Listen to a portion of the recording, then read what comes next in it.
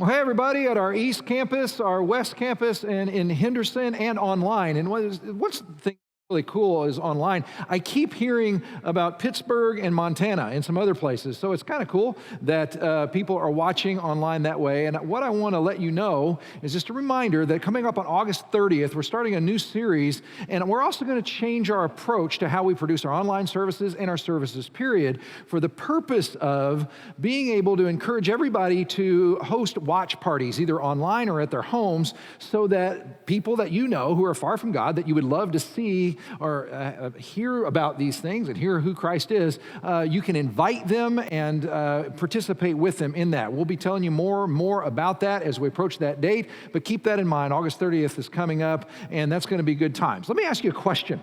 How are you when it comes to rules? Are you a rule keeper? Or are you someone that, man, tell me the rules and I will do the rules? Or are you kind of a rule breaker? I mean, and maybe you don't break rules, but you're kind of rebellious against them.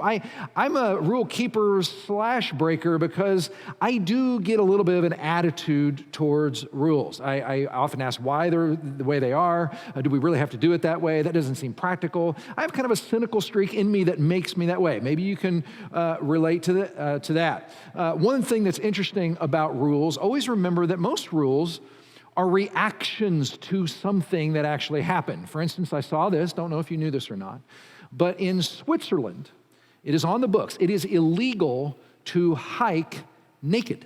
That's a thing. It is illegal to hike naked. You can get a ticket, you can get fined. But you know what that means? It means that somehow in Switzerland, there was a group of people once upon a time, or maybe lots of people, that just decided they were going to hike naked. And they had a problem with naked hikers in Switzerland. And so someone had to pass a law. Someone had to make a rule. Rules are reactions to things. They try to head us off at the pass on things. Now let me ask you about this rule. What do you think about the mask rules? And I know one thing you probably think about is you wish I hadn't brought it up. It's like the controversy going on in our culture now. People are debating, there's people on extremes of the whole thing of masks. Should you wear a mask? And some people are like, no, it's an assault on our freedoms. It's against the Constitution. It's something that we shouldn't do. There's no objective evidence that it's even useful at all. And then on the other end, you have people, absolutely we should wear masks, and they're kind of going around and scolding other people who don't. And they say, I wear a mask not only in public, I wear a mask in my car, I wear a mask in my shower. Masking is everything. It's this debate. It's a rule we're trying to come to terms with. And one of the things that I love about the Bible is that even though it's a culture away and it's thousands of years away in many cases, what you'll discover is that people in the end, as they're presented in the Bible, even though they're in a different culture, different place, different geography, they're still people. And they react to things much the way we would. Now, what we're doing is we're going through the Gospel of Luke. It's one of the biographies of Jesus, and if you haven't been with us, what we've been trying to do is discover who Jesus is from those biographies. So, and not just our assumptions about who he is, or he's rumored to be, or what we think he might be. What we're really trying to discover who he is, what he's about, how he thinks about things, how he processes information, how he relates to people, how he responds to issues. And one of the chief things that he responded to in his day, and that he ran into a lot of controversy, and he was navigating, was the rules around the Sabbath day. He was in a Jewish culture. And what we saw in Luke chapter 5, we're introduced to the primary antagonist in Jesus' life. They are the Pharisees and teachers of the law. And the Pharisees and teachers of the law have come up to the area where Jesus was because he's got a huge following. Masses of people are following him around, and they're checking him out. They're examining him all the time. And by the way, that's not a bad thing.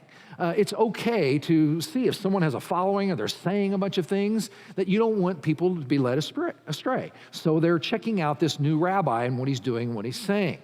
And so we're introduced in chapter 5, but then in chapter 6, where we're going to begin today, we start seeing them respond to the chief rule of the day, and honestly, the controversy of that day. And it goes like this. Now, it happened that he was passing through some grain fields on the Sabbath, and his disciples were picking the heads of grain, rubbing them in their hands, and eating the grain. But some of the Pharisees said, why do you do what is not lawful on the Sabbath? And Jesus answering them said, have you not even read what David did when he was hungry and he and those who were with him? How he entered the house of God and took and ate the consecrated bread, which is not lawful for any to eat except the priest alone, and gave it to his companions. And he was saying to them, the Son of Man is Lord of the Sabbath. Okay, so that, it's easy to kind of see what the setting is. It seems pretty casual, kind of not a big deal, but they're walking around the Sabbath and they're going through the grain fields and they're rubbing their hands together to get some of the grain. And it's interesting, I don't know if the Pharisees were kind of walking next to them, watching them all the time, or they just saw it from a distance or heard about it, but they did know that they were doing this.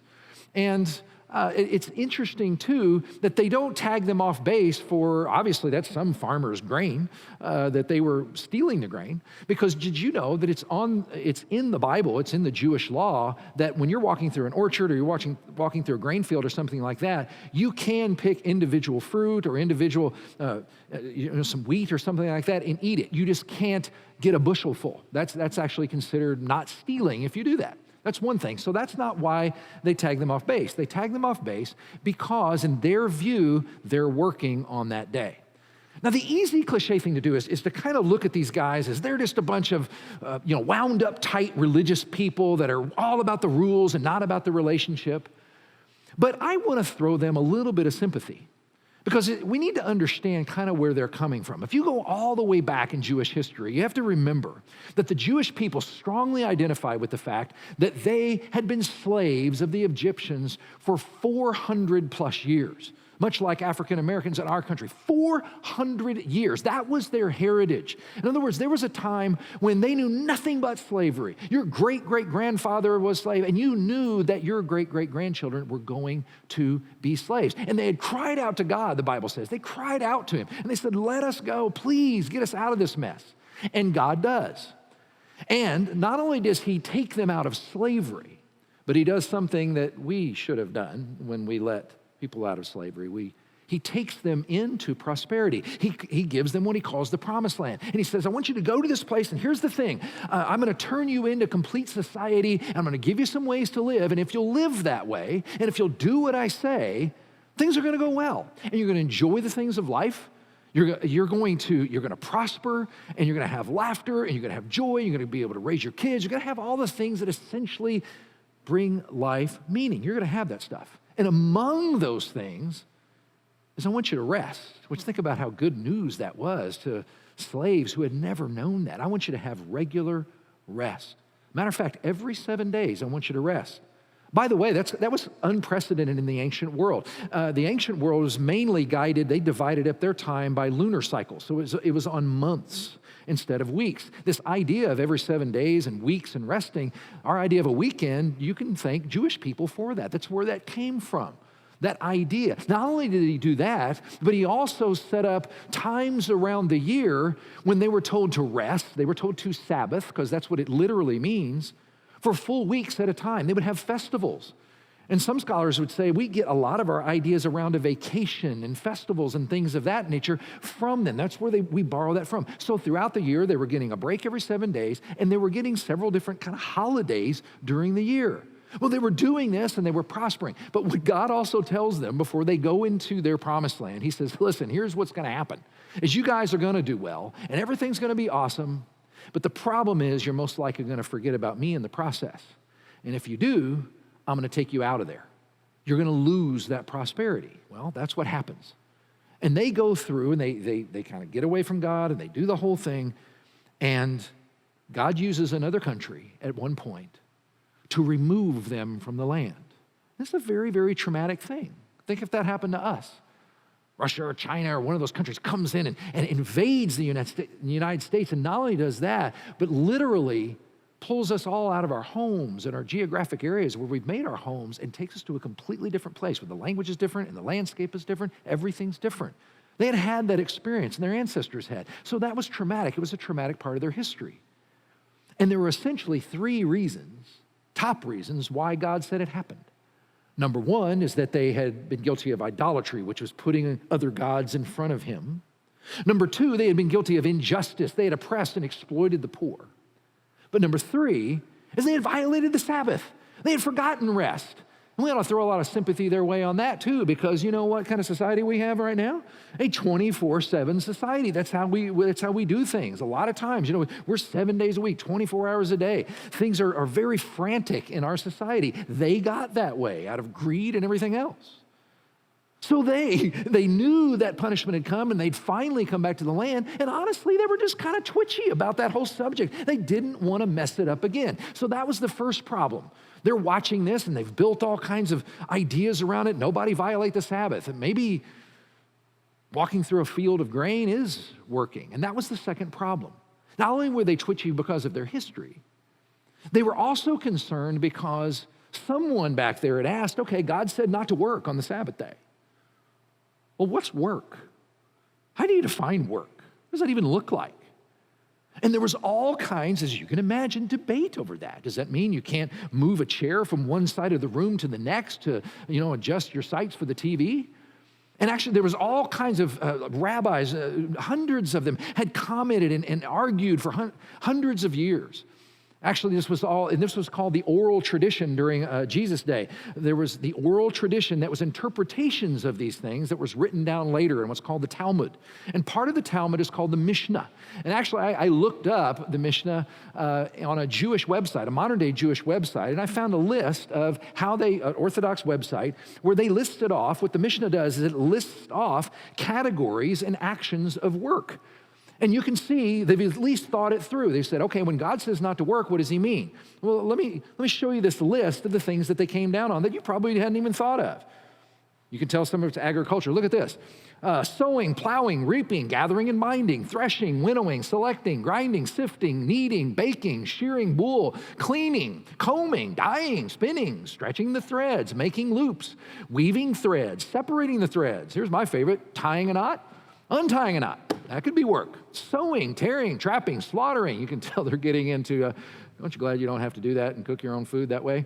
Skinning, tanning, smoothing, ruling lines, cutting, writing, erasing, building, breaking down, extinguishing a fire, kindling a fire, striking the final hammer blow. That's a quote. I don't even know exactly what that means.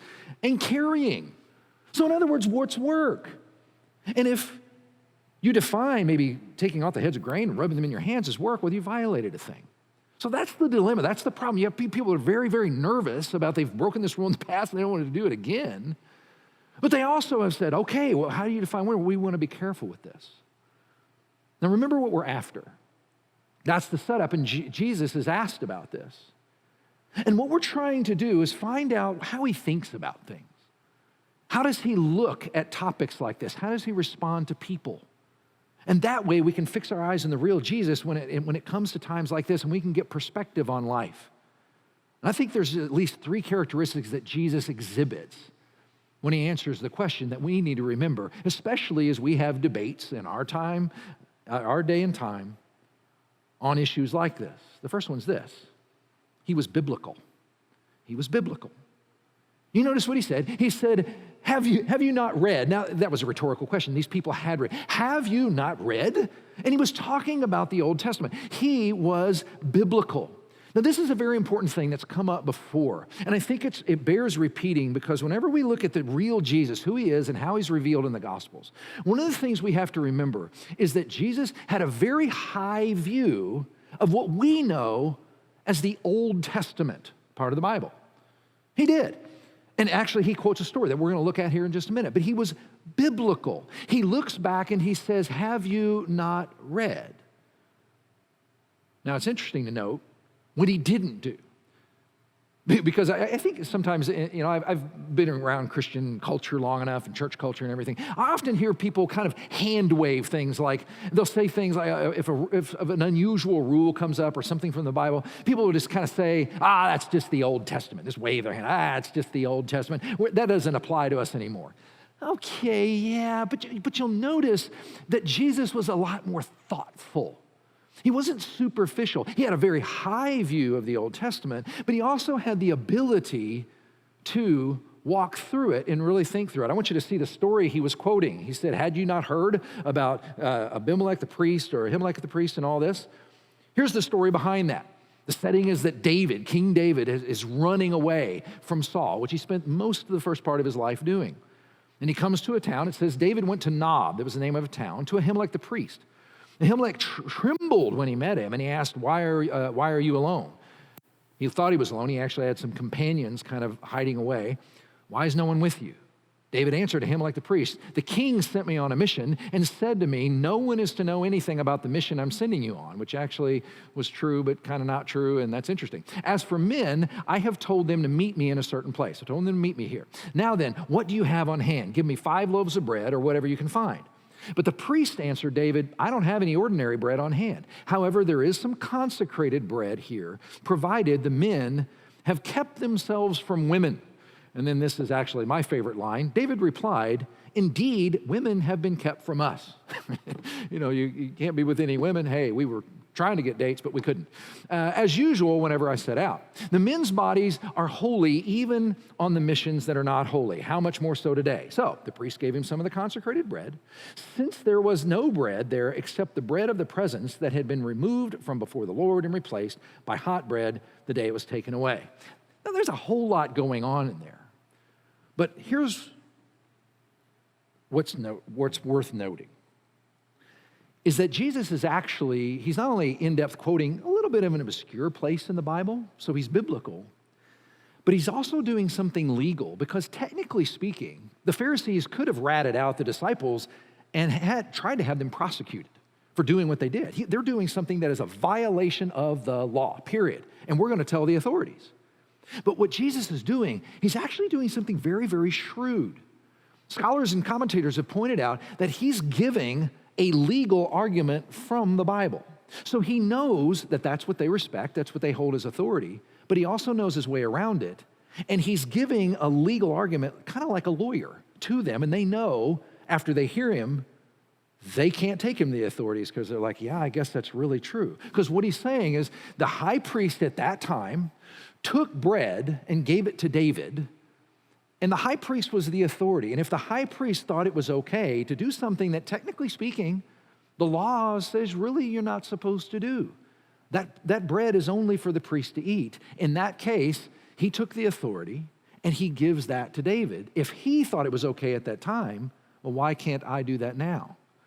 And what's really wild is that Jesus is doing all this kind of multi-layered stuff. I think he's putting himself in the place of the high priest back then and also of David at the same time. Because remember, when Jesus is being biblical, he's not only just kind of being legal and kind of playing the game that way, he's also always pointing to the fact that he is the fulfillment of the Old Testament. And he's trying to get them to see that. Now, the second thing he does, he's not only biblical, he's what I would call principled. He's principled about this. He knows what's going on underneath these passages and these rules, and that's what's so important for the rules. I mean, can you imagine being in the room when they were discussing whether or not to make naked hiking illegal in Switzerland? Wouldn't you hate to be a part of those conversations? I bet you're actually kind of hating the fact that I keep bringing it up, right? You just keep hearing that. Well, imagine the going back and forth. I should be free to be naked hiking. Well, what's going on underneath? Well, the people who made the law were like, we want to spare everybody else that, right? What's going on underneath is we're thinking about other people. Jesus was principled. And he's saying David and his companions were hungry, and in the end, human life takes a priority that we need to know about and we need to understand. Now, I've been trying to stay very, very close to the book of Luke as we're going through. There's also Matthew and Mark and John of the other Gospels, but I'm trying to follow Luke pretty tightly.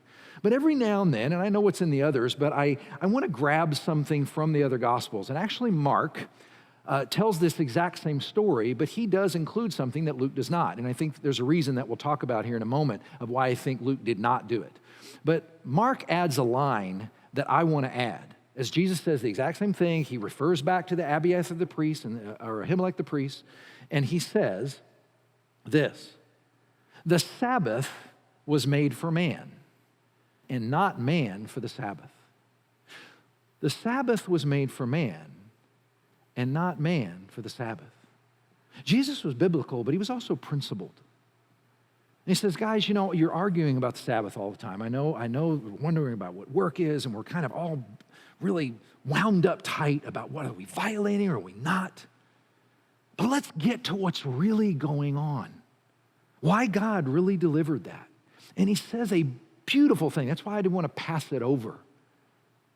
In the account with Mark, he says, the Sabbath was made for man, not man for the Sabbath. The rule was made for you, not you for the rule. And that reveals, in that one sentence, it reveals so much about the nature of God that I know in my own life was one of the greatest breakthroughs I ever had. As I went back and forth, I would come to church, and then my story is I would come to church and I would kind of get cleaned up, and then I would go back out and do a bunch of things I shouldn't do. And then I would come back to church and get cleaned up and go back out and do a bunch of things I shouldn't do, back and forth and back and forth. But one of the greatest breakthroughs I had was when I did really recognize that the rules that God gives in the Bible, whether it's Sabbath rest or sexuality issues, or any number of things that the Bible speaks to, it's driven by his love for me. It's driven by his desire to see you thrive. Because one of the things that I remember reading the law, and you can go through the law, and you can pick out, he's telling them how to do their hair and what to wear, and he gives all these rules that don't necessarily apply to us anymore. But why was he doing it? You really understand it when you see that they had been slaves for 400 years. They had no clue how to be a society. They had no sense of any identity whatsoever. And so what he was doing, he was constructing a society from the start, and he was giving them an identity. And what's beautiful about it is, even though I think they've missed out on Jesus being the Messiah, which is tragic, the Jewish people to this day, thousands of years later, are known as having an identity. That's one thing they have, is they have a very solid sense of who they are. And that's what he was doing. In other words, the Sabbath was made for you. You weren't made for the Sabbath. God didn't come up with this rule. I want to do this every 7-day rest thing. Okay, now I'm going to make someone and just tell them to obey it. It worked the exact other way around. God made us. And he manufactured us in a way where he knows what brings us joy, what brings us meaning, what brings us hope, what brings us love. And he says, hey, okay, if you want to get there, here's how you do it. One of the things you need to do is every 7 days, for 6 days you work and you go after it, and you produce wealth and you live your dreams, and you get out there and you do your crops and you do all this stuff that you do. But hey, at least every 7 days you need to stop. Don't do any of that stuff. You need to worship. You need to chill out. You need to relax. You need to just breathe. And in a 24/7 culture, that still sounds very relevant, doesn't it? The Sabbath was made for man, not man for the Sabbath. The rules were made for us, not us for the rules. The most cliched way to look at it is, every single parent who has ever loved their child knows that they have rules that are framed all around, and they are driven by the desire to see our kids thrive.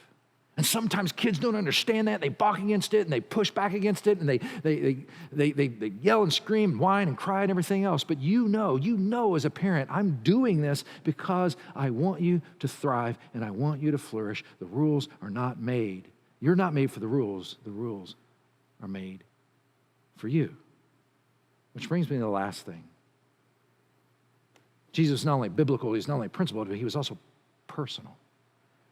And by that I mean he pointed to his person. What Jesus says here is a remarkable thing, and this is the pattern we've seen over and over and over again when it comes to Luke as he presents Jesus. If we want to really know who Jesus is, he keeps making statements about who he is, because he finishes this whole thing off. And this is why I think Luke left out that principal one. He wanted to skip to just, here's what Jesus said. He said this, by the way, the Son of Man is Lord even of the Sabbath. The Son of Man is Lord of the Sabbath. In other words, I am the Son of Man. He kept calling himself, and this is really my thing, and I can make whatever rules around I want it. And these guys are just fine. I'm the one in charge anyway. which was remarkable, crazy, and if you didn't believe who he really was, that was something that was horribly heretical. But the reason they don't react, some commentators have pointed out, it was kind of a mysterious statement. It was kind of a statement that was hidden a little bit, because they could have interpreted him as saying, which wasn't out of line, well, Son of Man can mean all of humanity in their language too. That humanity is in charge of the Sabbath. So I'm just claiming to be a man and I can make the calls around that. I think Jesus did that intentionally because he was very smart and he was very shrewd. And he wasn't superficial about how he handled things. That he's actually making the claim that he's in charge. He is the Lord of all the earth. But at the same time, they would have heard it as he's just claiming to be a person who can make his own decisions about the Sabbath at the same time. Why does any of that matter? Because I don't know about you, but with all of our controversies around mask wearing and our coming up on election day, you know, there's red versus blue, and it's just going on more and more, and our society is fractured as much as we've ever have. Don't you long for the day when Jesus comes and says, this is what's right, and this is not what's right. That's wrong, this is right. And that's exactly what he's called to do, and that's exactly what he's going to do. And that's the hope and the beauty that we have, that someone is really in charge, and someone is coming. We can find him in his word, but he promises to come back someday where he's going to say, this is how things are supposed to go. This is who was right. This is who was wrong, because I'm in charge. And that's something we need to remember and bow our knees to. Let's pray. Father, in Jesus' name, I come before you right now, and I thank you for making the rules for us and not us for the rules. I thank you for the freedom that you give, that you were driven by love for us and the desire for our flourishing. And I pray that that will be something that we grab hold of deeply, that we won't see how you want us to operate life as something that's oppressive, but something that is freeing. I ask that you'll help us to remember that Jesus is Lord of all, and as long as we're following him and have our eyes on him, that we're going to be okay. And you sort through all the stuff that goes on our lives. We love you and we thank you for who you are, and I pray to worship you as worthy for who you are. In Jesus' name, amen.